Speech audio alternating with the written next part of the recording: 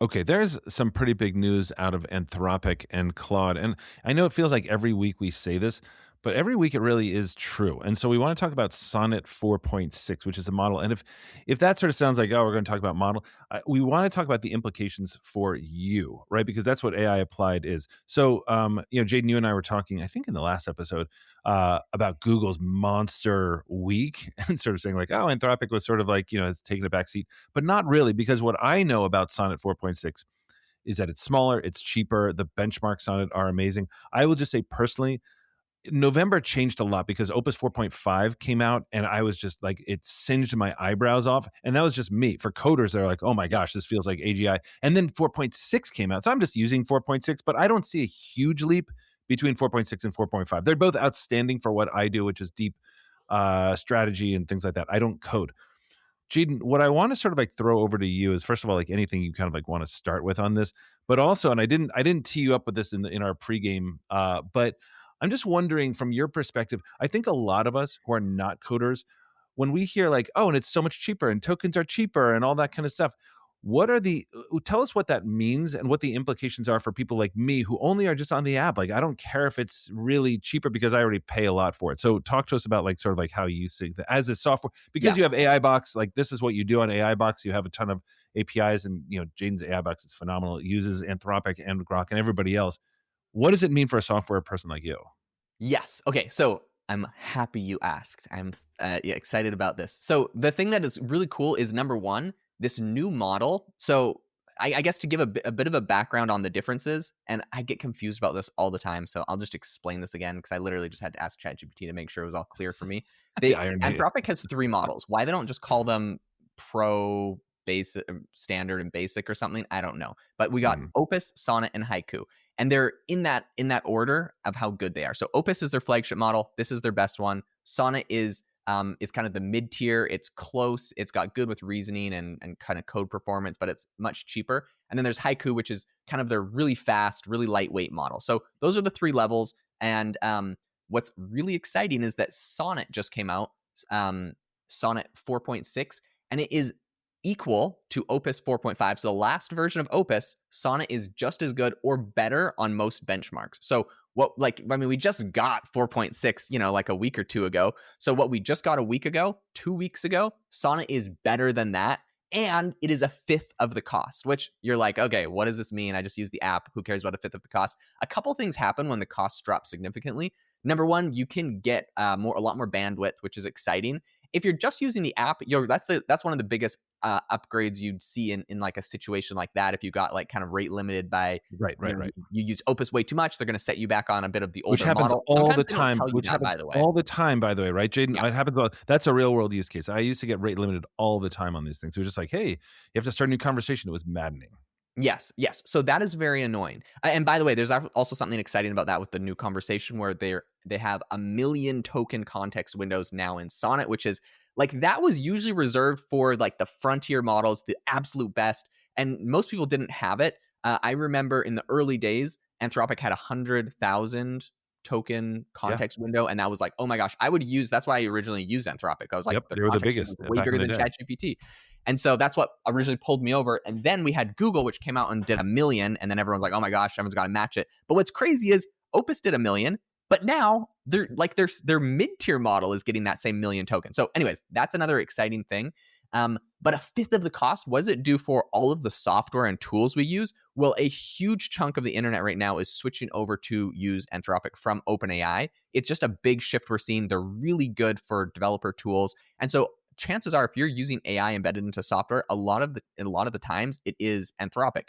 And something really cool is happening right now, where now that the cost is about a fifth lower, we have a bunch of like the biggest companies have all been saying that they're moving over to Sonnet 4.6. So they don't even need Opus anymore, right? Because it's just as good as what Opus was doing 2 weeks ago. So why wouldn't they just use this?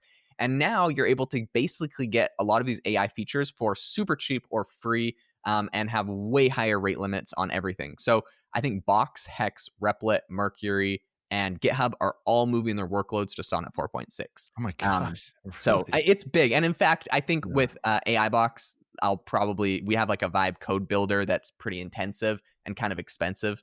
I'll probably move our workload over there as well. So it's really exciting for a lot of developers.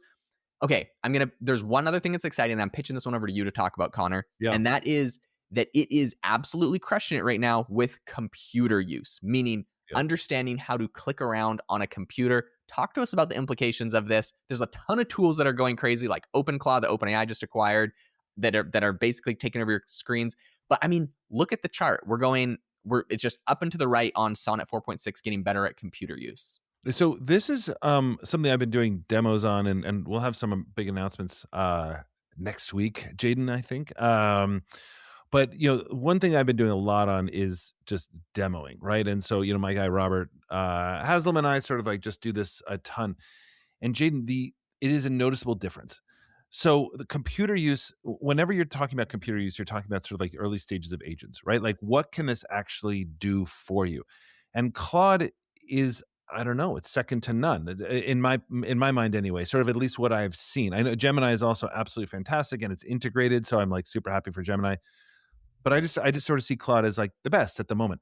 Now, Jaden, a couple of things on this. Like, so number one is I think the thing about like Sonnet and everything else is it's funny to like live in this world. Remember, like think back to like ChatGPT 4. It's like, oh, if we could only have ChatGPT 4 on our phones or something like that. Do you know what I mean? Like it would be one of these Yep. things where all these frontier models at the moment feels like if we could only have that, I can't possibly imagine anything worse than that or something like that. And now, guys, like every week we can't imagine going back to Claude, Opus 3, which feels like now that was like 2024. It was a jaw-dropping moment for me. It's incredible how a new thing comes out and then we're like, this is the standard. Nothing below this will do. Even though back like a month and a half ago, we were like, this is the best we'll ever need. So what does that mean for computer use and agents and people like you and me, folks out there like me who are using this? Okay, in two ways, I would say.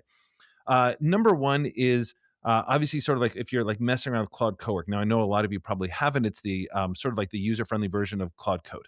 And what that does is essentially it can kind of like reach out through time and space and into your computer and start messing with files, renaming files.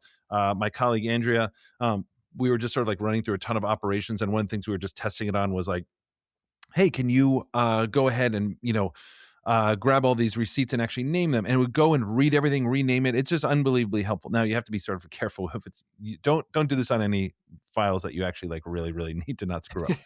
But the other thing, Jaden, kind of coming back to your point about computer use, the Claude extension on a Google Chrome browser is amazing. Just to give you an example of what a more powerful thing can do, right? Like before I was kind of like using early days of Claude extension. I was like, yeah, it was pretty good. It could kind of like read the website that I'm on and, help me out with things and like maybe fill out a form, maybe kind of search Amazon a little bit. But then Jaden, it blew me away the other day because I was trying to get Gemini to help me. Okay, super quick. This might be a little bit boring, but just hear me out. I had a file deep in Google Drive. We have a shared Google Drive for AI Mindset, my company, and Robert had created something like deep in that drive, but I couldn't figure out. And it was, he lives in the UK. It was like 3 o'clock in the morning for him. I'm not asking him. I couldn't figure out like the file path for this thing, right? So I'm asking Gemini, and Gemini's not giving me the answer, all that kind of stuff. I'm like, oh man. So then I just literally opened Claude Code for a Gemini drive or for a Google Drive on the Google Drive, right? So it's like not even, it doesn't even sort of like match up with the sort of same model. Yeah. And I said, Claude, I can't figure out where this file name comes from, or I can't figure out like the path. It's like, sure, here it is. And I had taken 20 minutes with Gemini. It couldn't figure it out, right? And then Claude was Crazy. like, I have curiosity. Why do you need to know? I was like, well, that's a good question. I was like, I'm actually just trying to download it. It's like, let me just do it for you. It downloaded everything, created a new file on my desktop to do that. So guys, when we talk about like these models getting better, it's not just like, oh, it gives you a better answer, writes a better poem for Mother's Day. It does work better. This is why this week has been amazing with Claude Sonnet 4.6, a cheaper model that does as well as a model that blew everybody away in November and said that was the game changer in November. That's where we're hitting like AGI and also Gemini. Let's not forget that Gemini 3.1 has just come out. Same kind of thing. It's the underlying stuff that it can do for the stuff you do every day. Yeah, and what you're mentioning with the computer use, I'm so happy that you're talking about that, because I feel like not enough people are talking about this. We talk about Anthropic being, Claude Code, and like I use it at AI Box for Claude Code, and it helped us in a million ways. Like, yeah. But like, if you're not a developer, people don't care. Guess what? Claude Code, they have a version of that for people that are not developers. And for me, like I use the Claude Google Chrome extension, and it is amazing. It just pulls up a side tab on whatever tab I'm working on. I tell it to do stuff, and it goes and like organizes files, or I'll have it like rename a whole bunch of podcast episodes. Like, it does work. I just pull it into a separate computer screen on the side, and it's just running away doing stuff for me while I'm working on, what I want to work on, and not this menial task on the side. So it's really exciting. The other two big updates I just wanted to throw out here, I know we'll wrap up this episode quick, but that we have with 4.6 is, number one, I think it's really important to just note that computer use, so its ability to take over your computer, we've seen a 5x improvement on how good its computer use has gotten in the last 16 months. So for anyone that's like, I Crazy. tried ChatGPT agents a year Right. ago, like it didn't work, I wasn't able to do what I wanted, like that was me, right? I was paying $200 a month for ChatGPT agents, wasn't thrilled with it, kept all my virtual assistants on. All of my virtual assistants right now have been replaced for all of the tasks that I currently had them hired, because AI now does all of it. And I'm going to hire more back to do new projects and expand things. But I mean, that was a really, really crazy moment for me. This just happened over the last 4 weeks. And I had like 5 people. So that was crazy for me. AI completely is running all of those programs right now. So the improvement has been insane, 5x in 16 months. And the last thing I want to say that they've worked on, which I'm really excited, which I think is important, right?